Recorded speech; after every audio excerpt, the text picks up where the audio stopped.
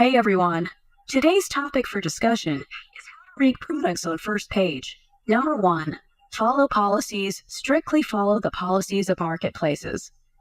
Must list your product according to the pattern that marketplaces have shared, such as title, bullet points, description, etc.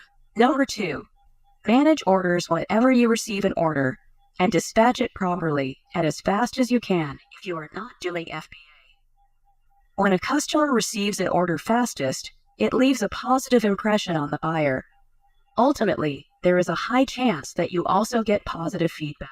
Number 3, product listing. Make sure that your product listing is well optimized.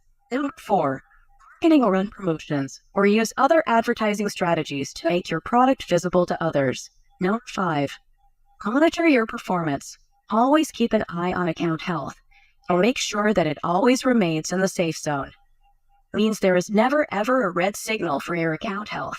All these factors give a positive sign to Amazon's algorithm system, and as a result, your product visibility will be pushed up. If you find it informative, then share it with others. Thank you for your time.